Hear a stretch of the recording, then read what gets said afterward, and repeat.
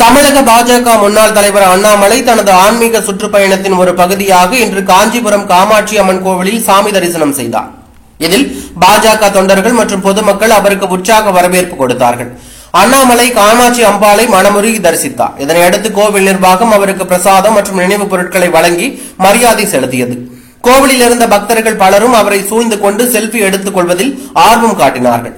பின்னர் செய்தியாளர்களை சந்தித்த அண்ணாமலை துணை ஜனாதிபதி ஜெகதீப் தங்கர் சமீபத்தில் உடல்நிலை காரணமாக ராஜினாமா செய்ததை நினைவு கூர்ந்தார்.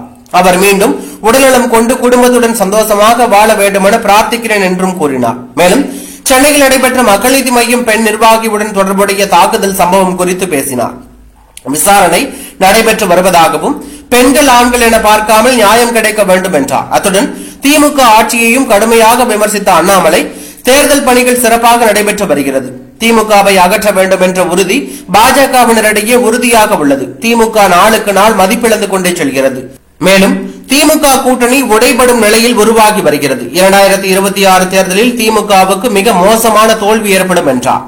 பெண்கள் பாதுகாப்பும் நாட்டின் வளர்ச்சியும் திமுக ஆட்சியில் கவனிக்கப்படவில்லை என குற்றம் சாட்டிய அண்ணாமலை தமிழக மக்களுக்கு புதிய மாற்றத்திற்கான தேவை அதிகரித்து வருவதாகவும் பாஜக அதற்கான தயாரிப்பில் தீவிரமாக ஈடுபட்டு வருவதாகவும் குறிப்பிட்டார்.